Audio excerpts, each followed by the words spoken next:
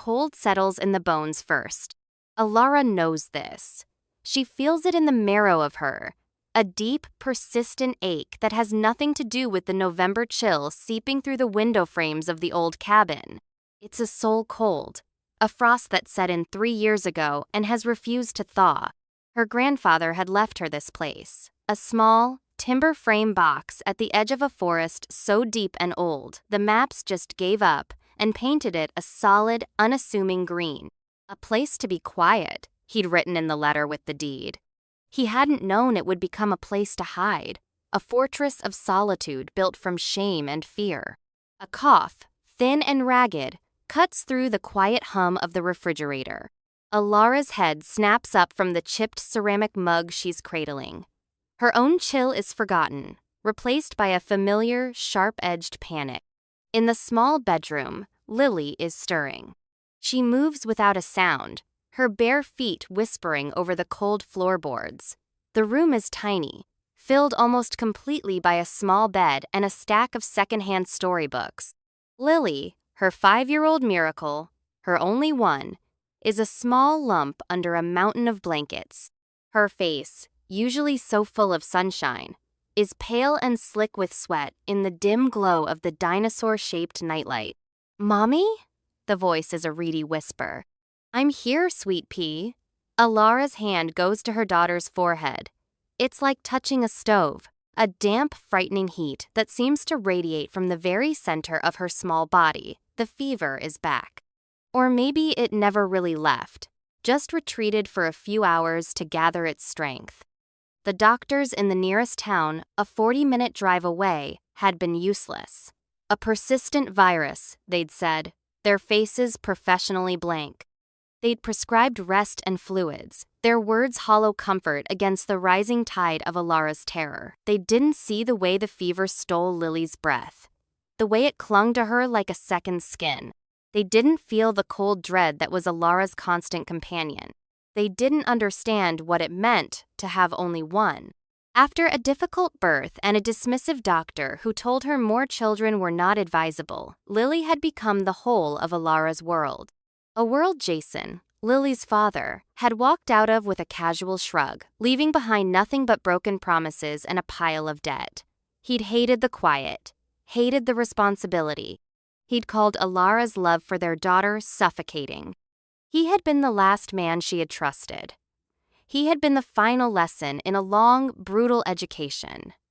Men, with their easy smiles and their loud promises, were a language she no longer wished to learn. Here, in the woods, there were no men. There was only the wind in the pines, the cry of a distant hawk, and the steady, frantic beat of her own heart. She gives Lily a sip of water, her movements gentle, practiced. She tells her a story, her voice low and even a stark contrast to the storm of fear raging inside her. She smooths the damp hair from her daughter's brow and hums a lullaby, the same one her grandfather used to hum to her. As Lily's breathing evens out into a shallow, restless sleep, Allara retreats to the main room. The wind is picking up outside, rattling the windows in their frames. It sounds angry, accusatory. She stares out into the churning darkness. The forest is a wall of black, impenetrable. Legends clung to these woods like moss to the ancient oaks.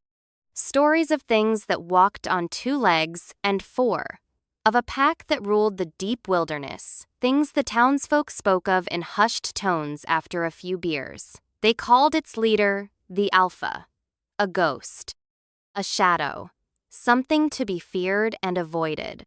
Her grandfather had told her the stories were just that, and stories. But he'd also told her to respect the woods, to never take more than she needed, to never venture too deep after dusk. Now, staring into that abyss, a desperate, insane thought takes root in her mind. A thought born of sleepless nights and the smell of sickness. The doctors had failed her. Modern medicine had failed her. What was left? Old magic? Folk tales? A deal with a ghost? She shakes her head, a harsh, bitter laugh escaping her lips. She is truly losing it, talking to herself, considering bargains with creatures that don't exist. A crash from the porch yanks her from her spiraling thoughts. It's not the sound of a branch. It's heavy, solid, a sound of impact and splintering wood. Allara freezes, her heart leaping into her throat. Her first thought is Jason. Has he found them? Come to harass her? To demand something she doesn't have? Then comes a sound that drives the blood from her face. A low, guttural growl of pure agony. It's an animal sound, but deeper, more resonant than any bear or mountain lion. It vibrates through the floorboards, a bass note of pure suffering, followed by a series of high-pitched, terrified whimpers, like a puppy. Every instinct screams at her. Lock the door. Grab the old shotgun from over the mantel. Hide. Protect Lily. But the whimpering, it slices right through her fear. It sounds so small, so lost. She creeps to the door, her breath held tight in her chest.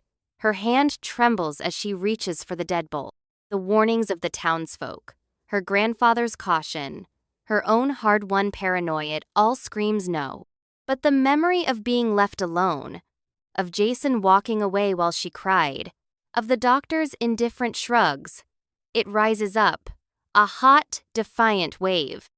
She knows what it is to be in pain and have the world turn its back. She peeks through the small, grimy window pane next to the door, and her breath catches. Sprawled on her porch, half crushing the railing he must have hit, is a wolf. But to call it a wolf is to call a hurricane a light breeze. It is enormous, a creature of myth. Its fur is the color of a starless midnight, matted and dark with rain and something else. Something thicker. Blood. A long, vicious gash runs along its flank, deep and angry. Its breaths are coming in ragged, shuddering gasps. But it's not its own pain that seems to command its attention. Curled protectively against its belly, tucked beneath its massive jaw, is a tiny wolf pup. It's the source of the whimpering, its small body trembling uncontrollably. The great wolf's head is raised, and its eyes find hers through the glass. They are not the flat, wild eyes of an animal. They are a strange, luminous amber, and they are filled with an intelligence that makes her skin crawl. And in their depths, she sees it. Not rage, not aggression, a desperate plea. Logic is a distant, tinny voice in her head. Danger, beast, monster. But her heart, that foolish bleeding organ she has tried so hard to armor, sees something else. It sees a parent, a father trying to protect his child. The pup lets out another piteous cry, and it mirrors the sound of Lily's weak cough. In that moment, the choice is made. Not by her mind, but by some deeper, more fundamental part of her. She will not be the one who closes the door. With a hand that is surprisingly steady, Allara unbolts the lock. She turns the knob, the click sounding like a gunshot in the roaring silence of the storm. She opens the door. The cold, wet wind rushes in, smelling of pine and rain and blood.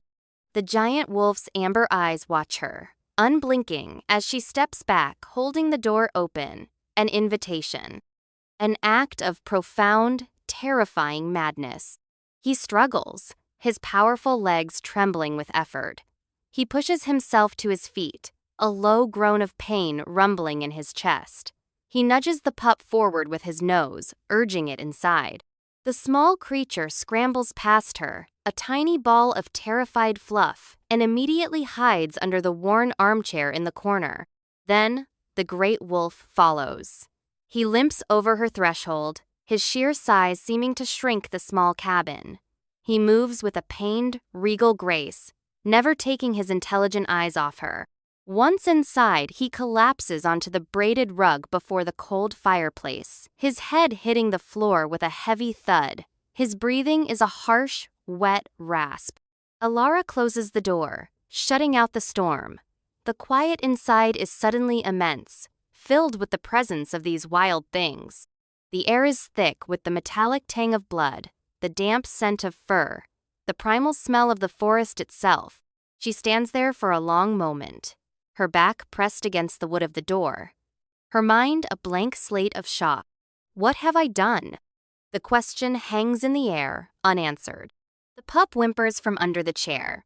The great wolf on the floor doesn't move, except for the shallow rise and fall of his ribs. The gash on his side is sluggishly weeping blood onto her grandfather's rug. Hannah gives way to a strange, almost numb sense of purpose. She has made this insane choice. Now, she has to live with it, or die from it. She moves. Her action's automatic. She pulls the first aid kit from the bathroom. It's meager, mostly filled with cartoon bandages and antiseptic wipes for Lily's scraped knees. It feels absurdly inadequate. Okay, she whispers, mostly to herself. Okay. She approaches the wolf. He's so still. Too still. Up close. He's even bigger. A mountain of dark fur and coiled muscle. His head is the size of a small boulder. She can see the silver scars of old battles crisscrossing his muzzle. His eyes crack open, pinning her with that unnerving amber gaze. There's no threat in them, just pain, and exhaustion, and a sliver of something that looks like gratitude. I'm not going to hurt you, she says, her voice trembling slightly. I have to clean this. She gestures to the wound. He seems to understand. With a monumental effort, he rolls slightly onto his other side, giving her better access to the injury. The gash is worse than she thought. It's deep, torn into the muscle. It's not a claw mark. It's too clean for that. It looks like it was made by metal. A trap, maybe, or something worse. Her hands shake as she dabs at the edges, with a cloth soaked in warm water. The wolf flinches, a muscle twitching along his spine, but he makes no sound. He just watches her, his gaze unwavering, intense.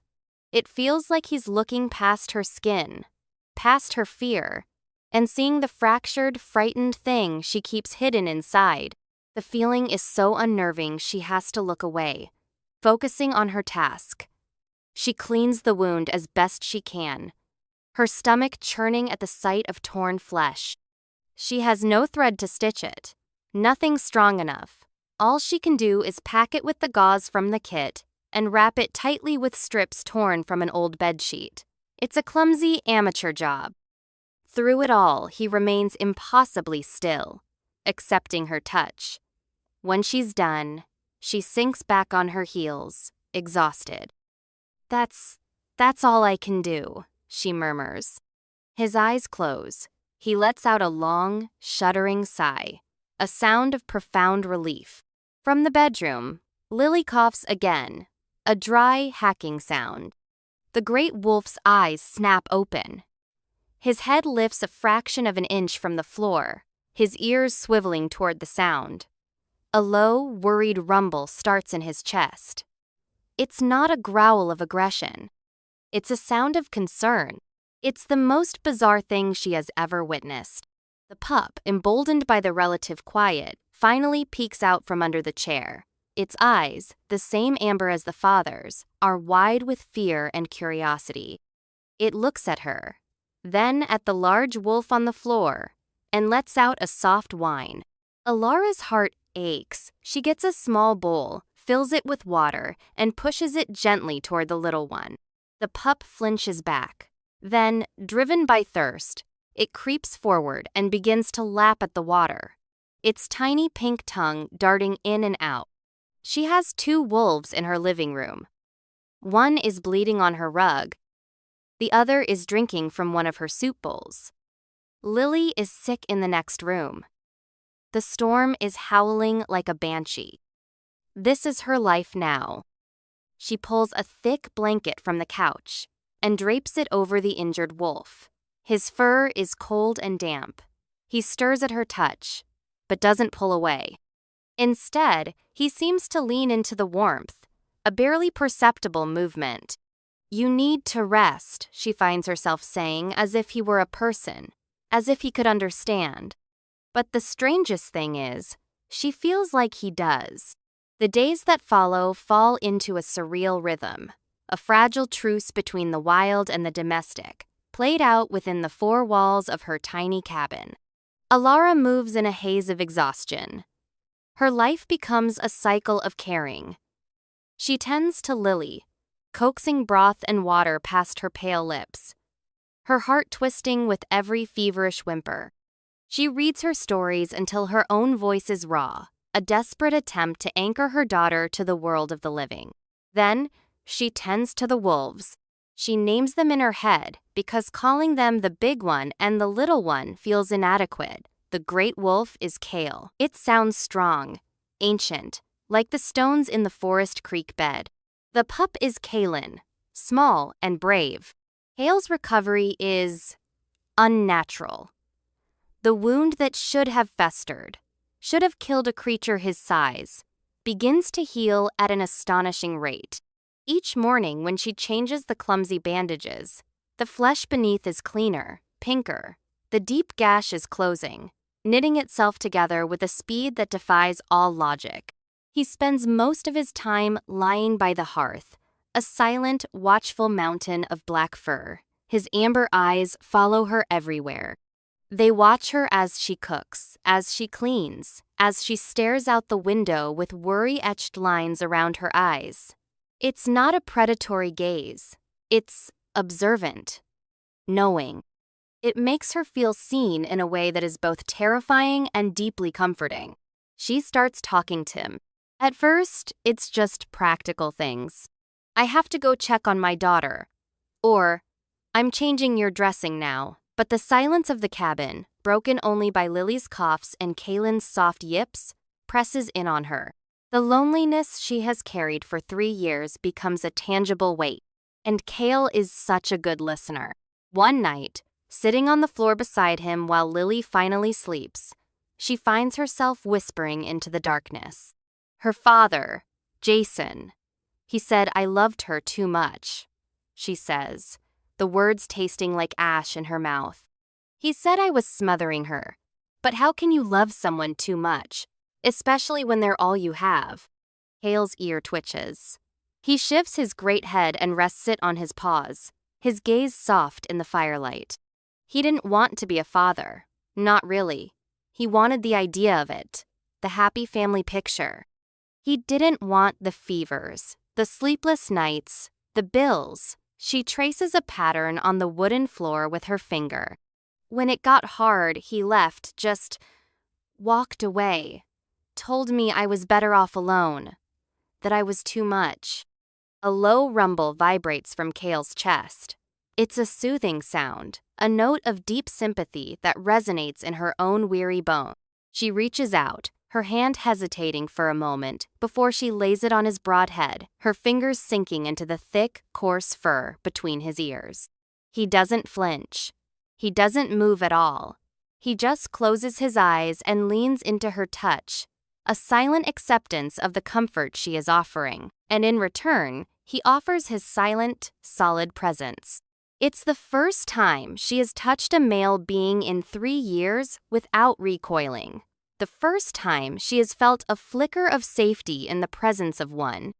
It's absurd. He's a wolf, a wild animal, and yet, Kaelan, meanwhile, becomes a shadow to Lily. On the rare occasions Lily is strong enough to get out of bed, the small pup is there, a furry, warm presence at her side.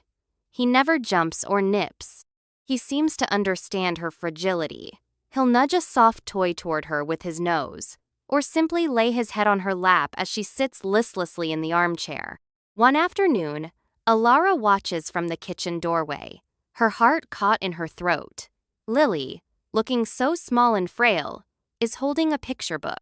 Kaelan is sitting before her, his head cocked as if he's listening intently. And the brave knight, he fought the dragon, Lily whispers, her voice barely audible. She coughs. A harsh, racking sound that shakes her whole frame. Kaylin whines, a soft, anxious sound. He licks her hand gently, his small body vibrating with what looks exactly like concern. Lily manages a weak smile, the first real smile Allara has seen in weeks. It's okay, Kaylin. He wins. A tear escapes Alara's eye and traces a cold path down her cheek. She is living in a fairy tale, a strange, dark, beautiful fairy tale, where wolves are gentle and her daughter has a furry guardian angel. But outside the cabin walls, the real world, and Lily's illness still loom. The fever is relentless. It ebbs and flows, each time seeming to steal a little more of her daughter's light. Alara's hope is fraying, thread by thread. One morning, it's worse than ever. Lily is barely responsive, her skin burning hot, her breathing terrifyingly shallow. Allara is frantic, pacing the small room like a caged animal. The 40-minute drive to the useless doctor's feels like an eternity she doesn't have. She sinks to the floor in the main room, her head in her hands, a dry, choked sob tearing from her throat. "I don't know what to do," she gasps to the empty room. "I'm going to lose her. I can't lose her." A wet nose nudges her hand. She looks up into Kale's amber eyes. He is standing over her, no longer limping. He looks fully healed, his powerful form radiating a quiet strength. He whines softly, the sound full of a pain that mirrors her own. He nudges her again, more insistently this time, toward the door. Then he looks pointedly at the mantelpiece, where a small woven basket she uses for kindling sits. "What?" she asks, confused. "What is it?" He nudges her toward the door again, then gives a short, soft bark. It's the first time she's heard him make a sound other than a growl or a whine. It's an urgent, commanding sound. He wants her to go outside with the basket. It's insane. Lily is fading, and the wolf wants to go for a walk. But the look in his eyes, it's not random. It's deliberate. It's intelligent. It's a look that says, "Trust me." She has trusted doctors with their sterile offices and empty words. She has trusted a man who promised her a life of happiness. They all failed her. She looks at this creature who appeared in a storm, who has listened to her secrets, who has shown her nothing but a strange, quiet gentleness. What does she have to lose? Numbly, she stands. She pulls on her boots and coat, grabs the small basket, and opens the door. The air is crisp and cold, smelling of snow. Hale moves past her, then waits, looking back to make sure she's following. Kaylin, after a hesitant glance toward Lily's room, bounds after his father. Allara hesitates for only a second, then follows them into the deep, silent woods. She is putting her faith and her daughter's life in the paws of a wolf. The forest floor is a soft carpet of fallen pine needles, muffling their steps. Kale leads her with purpose, moving through the ancient trees as if they are an extension of his own being. He doesn't lead her deep, but rather along the edge of a frozen creek bed, his head low to the ground, sniffing. Allara follows, her mind a numb buzz of fear and a tiny flickering ember of hope. Every rustle of leaves, every snap of a twig, makes her think of Lily, alone in the cabin. But a strange sense of calm emanates from Kale, a silent reassurance that keeps her moving forward. He stops suddenly beside a cluster of gnarled roots at the base of an old oak. Hidden beneath a dusting of snow and dead leaves is a small patch of greenery. A plant with dark, velvety leaves and a single, pale, bell-shaped flower, blooming defiantly in the face of winter. Hale nudges it with his nose, then looks at her, then at the basket. The message is unmistakable. This. Her hands are trembling as she kneels. She has never seen a flower like this before. It seems to hum with a quiet energy, its pale petals almost glowing in the dim light of the forest. Carefully, she digs around the roots with her numb fingers, lifting the entire plant from the frozen earth. and placing it gently in her basket. Kale lets out a soft woof of approval and immediately turns, heading back toward the cabin at a brisk trot. When they return, the cabin feels colder, quieter. Fear clutches at Allara's throat. She rushes to the bedroom. Lily hasn't moved. Her breathing is even more shallow, her face ashen. No, no, no, Allara breathes, her last ember of hope threatening to be extinguished. Kale pushes past her into the room. He goes to the bedside and licks Lily's small, limp hand. He then looks at Allara, a piercing, urgent look, and nudges the basket she's still holding. Her hands move on their own. She crushes the leaves and the single flower in a small bowl, adding a little warm water to make a fragrant, dark pulp. The scent is strange, earthy and sweet, like damp soil and honey. It fills the small room, a smell of life in the face of death. With a small spoon, her heart pounding against her ribs, she carefully coaxes a tiny amount of the paste between Lily's lips. For a moment, nothing happens. Then, a flicker. A tiny flutter of Lily's eyelashes. A sigh. A small bead of sweat breaks on her upper lip. Allara watches, barely breathing. She dabs Lily's forehead with a cool cloth. It seems less hot.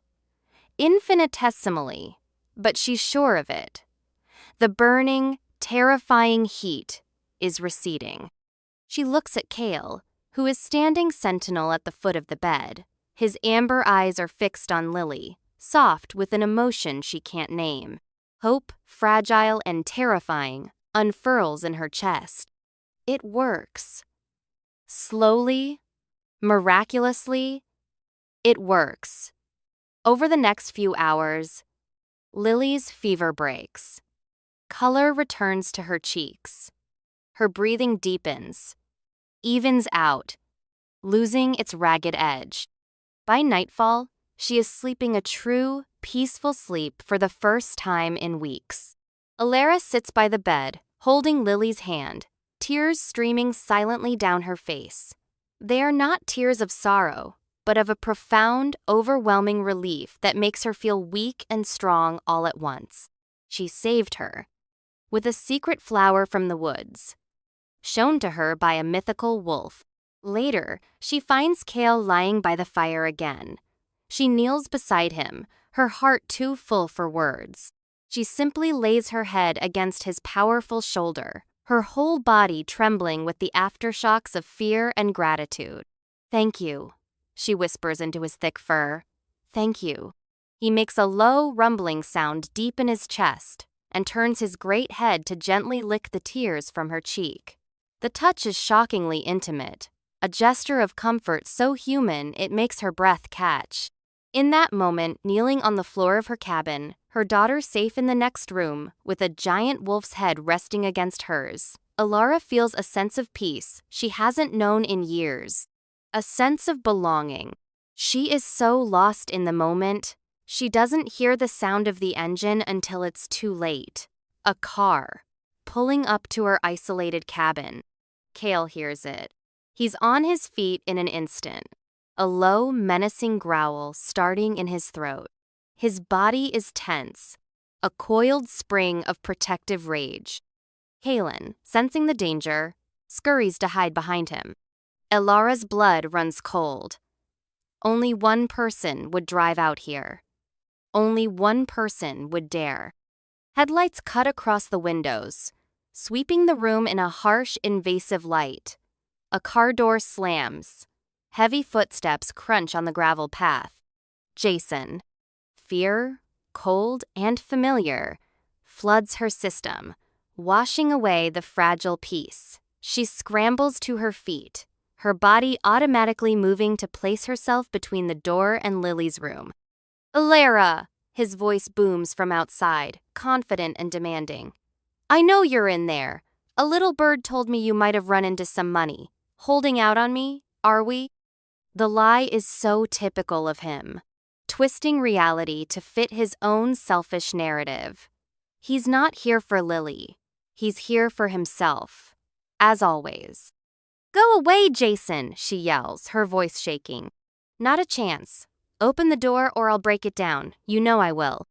Cale's growl deepens, a terrifying sound that seems to shake the very foundations of the cabin. His lips are pulled back from his teeth, revealing long white canines that look like daggers. "No, Cale," she whispers, putting a hand on his shoulder. The muscle beneath her palm is like granite. "Stay." She can't have this. She can't have him attacking Jason. They'd call the sheriff. They'd hunt Cale down. They'd kill him after he just saved her daughter. The thought is unbearable. The doorknob rattles violently. Then a heavy shoulder thuds against the wood. Once. Twice. On the third impact, the old lock splinters and the door flies open. Jason stands there, framed in the doorway, a smug, cruel smile on his handsome face. His eyes rake over the cabin, taking in the poverty, the worn furniture. Then his gaze lands on her. "There you are, hiding out in this dump. Really hit rock bottom, haven't you?" he says, stepping inside. And then he sees Cale. His smile vanishes. His face goes slack with shock, then pales with fear. He stumbles back a step, his eyes wide. "What? What the hell is that?" he stammers. "Get out, Jason," Allara says, her voice low and steady with a fury she didn't know she possessed. "Is that a wolf? Are you insane? You have that? That thing in here with our daughter?" He finds his footing in indignation, his fear momentarily replaced by his usual brand of self-righteous anger. He takes a step toward her, his hand reaching out to grab her arm. "We're leaving, you and Lily. I'm not leaving her here with a goddamn monster." It happens faster than she can process. One moment, Jason is reaching for her. The next, a blur of black fur and silent fury explodes from beside her. Cale moves with a speed that seems impossible for his size. He doesn't make a sound. He is simply there, between her and Jason. He doesn't bite. He doesn't maul. He hits Jason with the force of a freight train, his massive body slamming into the man's chest and sending him flying backward, out the door and onto the frozen ground. Jason lands with a sickening crunch, the air knocked out of him. Cale stands over him, a black shadow of absolute dominance, the growl in his chest a promise of death. "Cale, no!" Allara screams, rushing onto the porch. Jason, gasping for breath, scrambles backward, his face a mask of pure terror. His hand fumbles for something on the ground, his eyes wild. He finds Ida heavy iron poker from the small woodpile by the door. With a desperate, terrified roar, he swings it. Cale is already moving, twisting to avoid the blow, but he's not quite fast enough. The iron poker connects with his shoulder with a sickening thud. A yelp of pure pain is torn from him. He stumbles, his front leg buckling. The healed wound on his flank, the one she had so carefully tended, tears open again from the force of the impact. Blood, dark and hot, stains his fur. Seeing Cale hurt, seeing him injured while protecting her, something inside Allara snapped. The fear, the years of quiet submission, the feeling of being a victim, it all burns away in a white-hot flash of protective rage. Jason is raising the poker for another strike, his face contorted. Allara doesn't think. She acts. She throws herself in front of the injured wolf, spreading her arms wide, shielding his body with her own. "Get away from him!" she shrieks, her voice a raw, primal sound she doesn't recognize as her own. "If you touch him again, I will kill you myself. Get out!" Get out and never come back. Jason freezes, the poker held aloft. He stares at her, at this wild, fierce woman standing between him and the monster. He sees the absolute murderous conviction in her eyes. He sees that she means it. He looks from her to the massive, bleeding wolf crouched behind her, a low growl of agony and rage rumbling from its chest. He looks at the darkness of the forest surrounding them. His bravado crumbles, replaced by stark animal fear. He drops the poker with a clatter. He scrambles to his feet, stumbles to his car, and tears away down the dirt track, his tires spitting gravel. And then he is gone. Silence descends, broken only by the whistling wind and Kale's pained, ragged breathing. Allara's legs give out. She sinks to her knees on the cold porch, her body trembling violently. She turns to Kale. He's struggling to stay upright, blood pooling on the wooden planks beneath him. His amber eyes are glazed with pain, but they are fixed on her. This is her fault. She let him in. She let this happen. "I'm so sorry," she sobs, crawling toward him, her hands hovering over his new wound, unsure of what to do. "I'm so sorry." He lets out a low moan and sways, his strength finally failing him. He begins to collapse. She lunges forward, wrapping her arms around his massive neck, trying to hold him up, trying to absorb his weight, to stop his fall. And then the world turns inside out. The body she is holding begins to shift, to change. The coarse fur beneath her hands softens, becomes smooth skin. The massive, wolfish form contracts, bones popping and realigning with a series of sickening cracks. The heavy head resting on her shoulder elongates, the muzzle receding, the ears shrinking. She is no longer holding a wolf. She is holding a man. He collapses fully, pulling her down with him. He is naked, his body slick with sweat and blood. He is sprawled half in her lap, his head lolling against her chest. His skin is pale beneath a latticework of old silver scars. The new, bleeding wound from the poker is a brutal gash across a powerfully muscled shoulder. Allara can only stare, her mind utterly broken. He is beautiful. Fiercely, ruggedly beautiful, like the forest itself. His hair is as black as his fur had been, long and tangled. His face, even slack with pain, is all sharp angles and uncompromising strength. He groans, his eyelids fluttering open, and she finds herself staring down into the same amber eyes, intelligent, pained, and achingly familiar.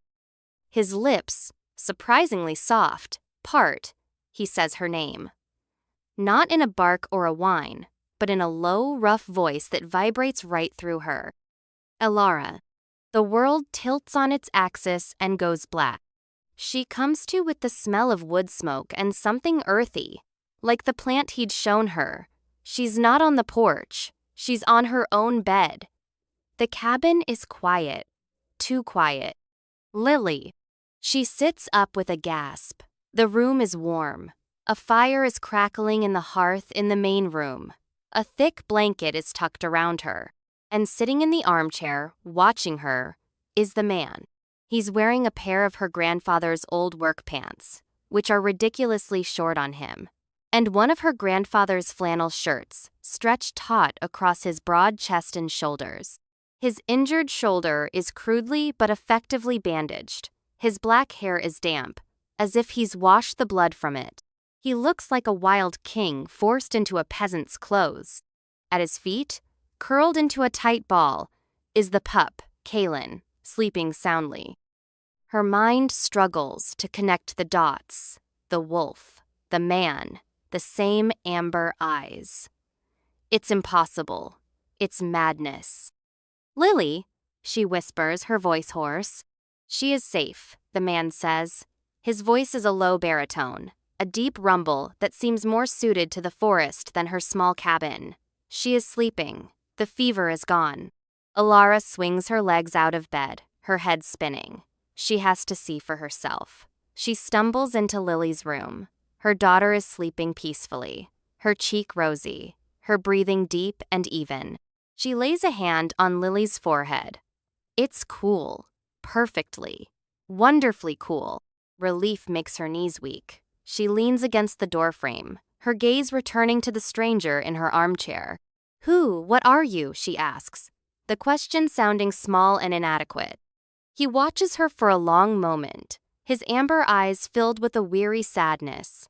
"My name is Kale," he says, as if that explains everything. "The wolf?" "Yes." She shakes her head, trying to clear it. And Kalen? My son. A shifter. A werewolf. The stories were real. The alpha of the woods, bleeding out on her rug. She'd been harboring a myth, a monster, and his child. But he didn't feel like a monster. He felt familiar. You saved her, she says, her voice thick with emotion. The flower, you knew it would save her. It is an old knowledge of my people, he says, his gaze dropping to his hands. A gift from the forest, for a fever that steals the breath of the young. Why? She asks, the question she's been afraid to voice. Why me? Why did you come here? He looks up, and the pain in his eyes is so profound it takes her breath away. We were hunted. That wound, it was from a hunter's trap, silver-laced. It poisons us. I could not heal. Kalen was growing weak. I was desperate. He pauses, his jaw tight. I did not choose this house. I was trying to get back to my territory, to my pack. I collapsed. Where I fell, it happened to be here, at your door. Fate. A cruel, or perhaps kind, twist of it.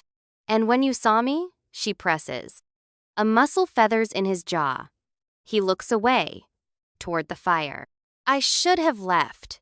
The moment I could walk, I should have taken my son and gone. It is our law not to involve humans. They are dangerous. The word is laced with the bitterness of experience. But you stayed, she says softly. Yes. The word is a confession. You protected me from Jason. He would have harmed you. His voice is flat. A statement of simple, indisputable fact. His eyes return to hers, and they are blazing with a fierce, possessive light. I would not allow it. The intensity of his gaze makes the air hum. A strange pull, a current of energy she has felt since he arrived, intensifies, becoming an almost tangible thing between them. It's the feeling she'd mistaken for fear, for awe. It's something else entirely. There is something you are not telling me, she says, her intuition screaming at her. Kale stands, his large frame filling the room. He looks trapped, cornered.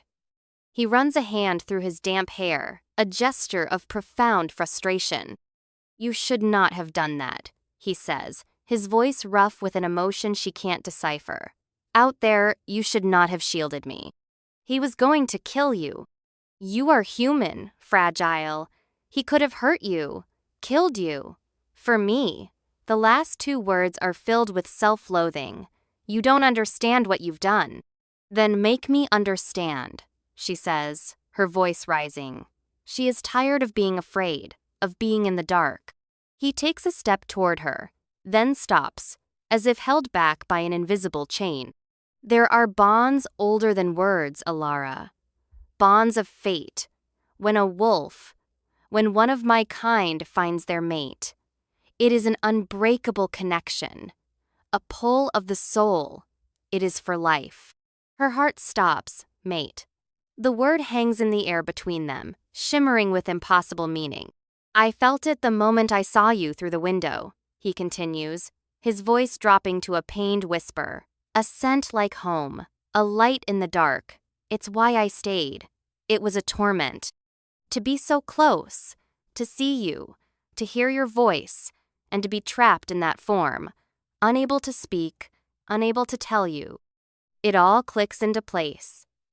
The way he watched her. The way he listened to her confessions. The protective rage. The gentle comfort. The pull. It wasn't just a wolf's intelligence. It was him. Listening. Waiting. You are my... She can't even say the word. Yes, he breathes. And you are mine. The revelation is a detonation in the quiet cabin. It rewrites the past few weeks. Colors every interaction with a new, terrifying, and exhilarating light. But your act on the porch, he closes his eyes, his face tight with pain. A mate's selfless sacrifice, shielding the other from death. It is the final seal on the bond. It makes it absolute. permanent. It ties your life force to mine. It's why I was able to force the change despite the silver poison in my veins. Your strength. It gave me strength.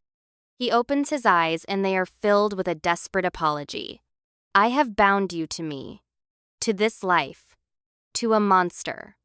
I never wanted this for you. I was going to leave. I swear it. I was going to take Kaylin and disappear back into the woods, and you would have been safe. You would have remembered a strange wolf who helped your daughter, and nothing more. He tries to push her away with his words, to erect a wall of guilt and fear between them. He calls himself a monster, tries to make her afraid of what he is, of what he's done. But she's not afraid. All her life, she's been told she's too much, too emotional, too soft. Jason had used her compassion against her. Society had dismissed her. But this man, this creature of myth, he is telling her that her compassion, her impulsive, selfless act of love, was a source of immense power. It hadn't been a weakness. It had been the key. A monster, she says, her voice quiet but ringing with a newfound strength. She takes a step toward him. A monster doesn't listen to a lonely woman's fears in the middle of the night. A monster doesn't grieve when a child is sick. A monster doesn't risk his life to protect someone from a man like Jason. She is standing in front of him now, close enough to feel the heat radiating from his body. She has to tilt her head back to look up into his face. I have seen a monster, she says, her voice dropping. His name is Jason. He's handsome and he smiles and he tells you everything you want to hear, and he will leave you to die without a second thought. You are not him. Hair's well in his amber eyes.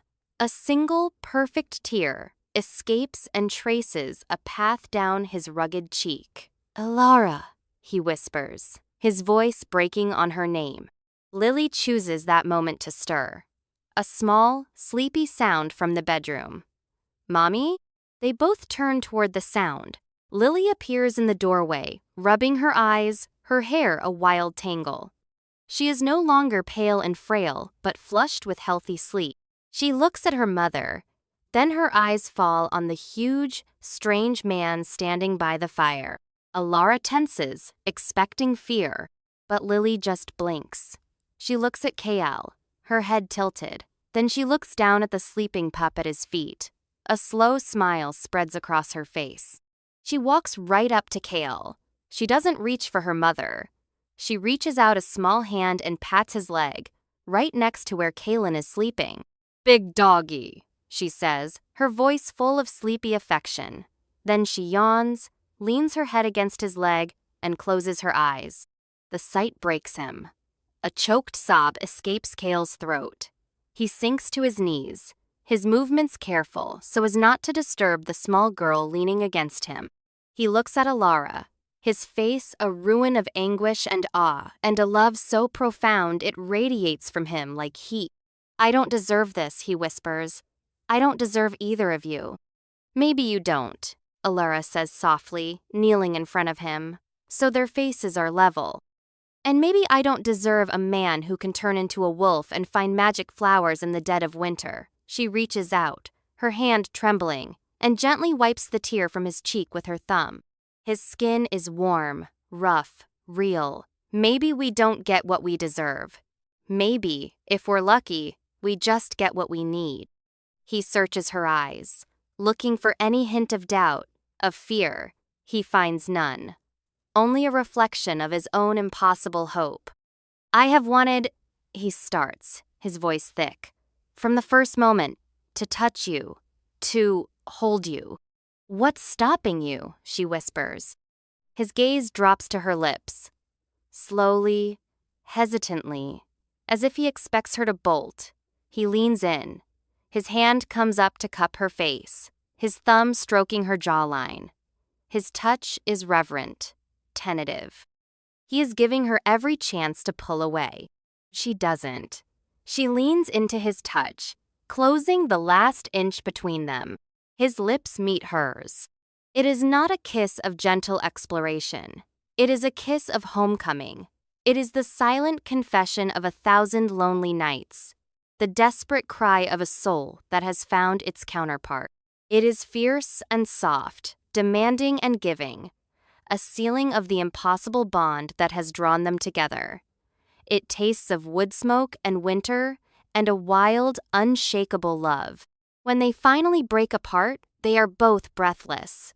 He rests his forehead against hers, their shared breath mingling in the quiet air. Lily is sleeping soundly against his side. Kalen is a warm lump at his feet. The world outside, with its cruelty and its indifference, feels 1,000,000 miles away. Here, in this small cabin, surrounded by her impossible, mythical family, Allara is finally home.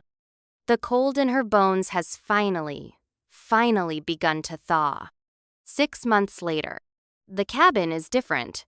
A new room has been added, built with strong, skilled hands and timber from the forest. The air smells of fresh-cut wood, baking bread, and happiness. Sunlight streams through larger, cleaner windows. Lily is chasing Kalen in the yard, her laughter echoing through the trees. She is strong, vibrant, her legs sturdy as she runs. The pup, no longer tiny, is now a lanky adolescent wolf, clumsy and full of joy, nipping playfully at her heels. Allara watches them from the porch, a soft smile on her face. She is different too. The haunted, fearful look is gone from her eyes. Her face has filled out. Her skin glows with health and contentment. She wears her hair loose, and it catches the light as she moves. Kale comes up behind her, wrapping his arms around her waist, pulling her back against his solid chest. He rests his chin on her shoulder, his own eyes on their children. He is dressed in simple jeans and a t-shirt, but he moves with the same regal grace, the same quiet power. He is the alpha, the leader of the pack that lives in the deep woods, but here he is just her mate, her husband, in all but name. She is getting faster, he rumbles, his voice full of pride. She will outrun him soon. She gets it from her mother, Allara teases, leaning back into his embrace. She feels his laughter, a low vibration against her back. His pack had been a shock at first. They had emerged from the forest one day, hesitant and wary, led by a stern-looking older wolf who was Kale's second in command. They had looked at her, this fragile human, with suspicion, but they saw the bond between her and their alpha. They saw the way he looked at her. They saw his healthy, happy son. And they saw Lily, the human child he had saved, who played with their alpha's air without an ounce of fear. They had accepted her. They called her their Luna. It was a title that still felt strange on her tongue. But the feeling behind Edoff belonging, a family, was the most natural thing in the world. A car pulls into the long drive, and Allara feels Kyle tense behind her. It's a rare occurrence, a visitor from the world beyond their woods. It's the old mailman, dropping off a package. He gives a friendly wave, his eyes widening for just a second as he takes in the sight of KL standing so close to her, so possessively. He doesn't see the pack that is watching, unseen, from the tree line. As the mail truck rattles away, another car appears at the far end of the road. A sleek, expensive car she recognizes with a jolt. Jason. Hale's arms tighten around her, a low growl starting in his chest. "It's all right," she says, placing her hand over his. "Let him look." Jason doesn't get out of the car. He just stops 100 yards away and stares. He sees the improved cabin. He sees Lily, bright and healthy, laughing as she plays with a young wolf. He sees her, Allara, standing not in fear, but wrapped in the arms of a powerful, confident man who looks at her like she is the center of his universe. He sees everything he threw away, everything he belittled and abandoned. He sees her happiness, a fortress he can never breach. For a long moment, he just sits there, a ghost from a past life. Then, with a squeal of tires on the dirt road, he reverses and speeds away, disappearing in a cloud of dust. He doesn't look back. Allara lets out a breath she didn't realize she was holding. It's not a breath of fear, but of finality. That chapter is closed forever. Kale turns her in his arms, his amber eyes searching hers. Are you all right? I'm perfect, she says, and she means it. She reaches up and traces the silver scar that runs along his jaw, a remnant of a life before her. I was so scared for so long. I thought being soft, being compassionate, I thought it was a flaw, a weakness that let people like him hurt me. She looks past him, to the deep, ancient forest that is her home, to the daughter who is her heart, to the man who is her soul. I was wrong, she whispers, a look of profound wonder on her face. It wasn't a weakness. It was a homing beacon.